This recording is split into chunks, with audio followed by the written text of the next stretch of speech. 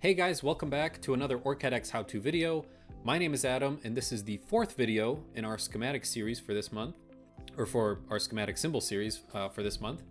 And in this video, we're going to talk about how to create some simple schematic art for things like your connectors, your mechanical components, things that usually need some other type of indication about what that component is doing. That's just nice to include kind of as a drawing on your schematic symbol. So what I have here is actually a symbol that I drew for a USB connector. This is a micro USB connector, and I'm going to show you two different ways on how to add kind of drawings to this, just that I like to include as an indicator of what's actually happening for this connector. So the first method is kind of the long and arduous method. It does look nice on the schematic, but it can take a while. The second method is a huge time saver, and I'll show you how to do that in just a second. All right, method one. So we have our pins already placed on this symbol. It's a 5-pin connector with 2 pins here for the shield or the casing of our USB connector. This is a USB micro type connector, which I know isn't super popular anymore. A lot of the connectors for USB usually use the Type-C standard. But I still occasionally use this one because, well, I have a million cables lying around of this type.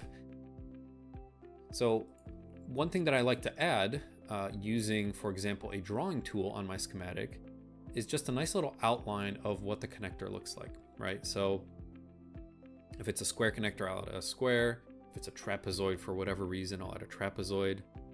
In the case of micro USB, using the line tool, it actually looks something kind of like this. And if I go to, let's say, place rectangle, I can then add this little rectangle in the middle here, and then maybe a couple smaller rectangles for the pins. So I believe that there's like 1 pin. Let's turn off our grid snap. So if you want to create some, more detailed drawings, make sure you turn off the grid snap. But maybe you have 1 pin there, 2, 3, 4. I'm just kind of eyeballing these, 5, and then we can select all of them together and maybe adjust them a little bit. There we go. Right, so that's kind of looking like a USB type, micro B connector. Not too bad. So that's the first method. Now the second method is, in my opinion, the easiest method because, well, rather than drawing things, we're just going to be using an image. So here is the DigiKey part, which I just randomly found by searching in USB Type-C.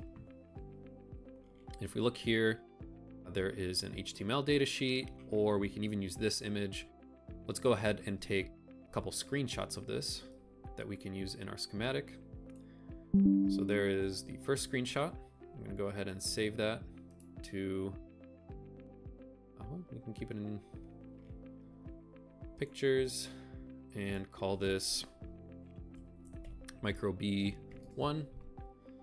And then if we look at the drawing, we can also grab one of these, and again, whichever one you want to use in your schematic, you can go ahead and use. Let's make this a little larger. And is it going to let us zoom in? Doesn't. Oh, there we go. Download PDF. There's the zoom. We can, for example, grab this right here, or maybe even one of these. Let's say that we have the no flange version here. So there's my screenshot. Let's go ahead and save that again to pictures, micro B2. Then I'm going to go ahead and delete these poor drawings that I made earlier. And what we're going to do is actually place a picture.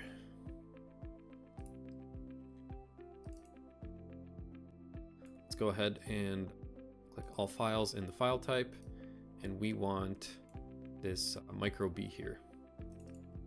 And then we can go ahead and place it on our schematic. Now, if you watch some of the previous videos, I do usually recommend that you either take the image that you're trying to place in your schematic and make it square, so add some white space just to make it, fit a little nicer. Or have a really good eye and make sure that it looks nice in, when you're trying to adjust the ratio of the length to the width so that it doesn't look too stretched in either direction. So there's one version of the image. Let's just say that we had a converted view here. Maybe in the converted view, instead of this image, we use the second one. So place, picture, all types, and there is my second micro B. And again, maybe we're just using this second type of picture for this version of the symbol. Again, super simple. Not exactly rocket science when it comes to drawing these, but it can really make your schematic stand out because you will have some very easy to follow, indicators or images, diagrams, whatever it is on your symbols, maybe to help a user identify, what the symbol actually is, the component that is being placed on your schematic. So let's go ahead and find my component, which I just created here, which should be the USB micro B. Oh, there it is. So there is the converted version of it. Let's actually go ahead and adjust this image so that it's not on the outline. So let's place that. Oops. Update our cache. Or clean up our cache, I should say. Place the part. So there's our converted view.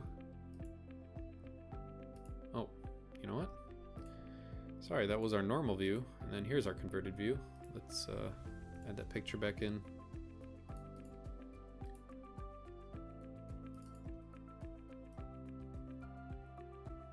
There it is. Save that, place our rectangle. There we go, now we're cooking. All right, let's update this.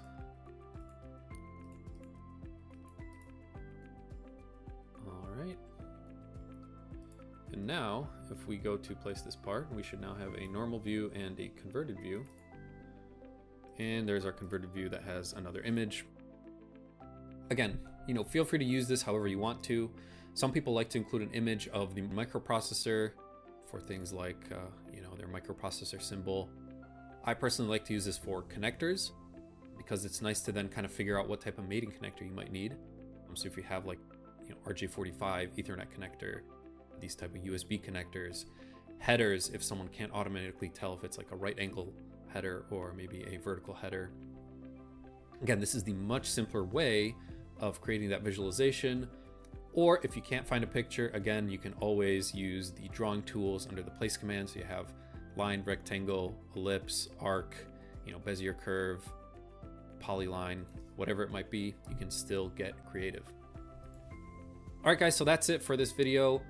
This is the fourth and last video for the schematic symbols this month. I think the next 4 videos are actually going to be creating footprints, different types of footprints, and different time-saving, strategies for creating footprints in OrCAD X Presto. So hope you guys enjoy those videos when they come out. Again, if you have any questions, comments, feel free to leave them below. If you have any ideas for future videos, please let us know as well. Again, thank you for watching, and I'll see you in the next one.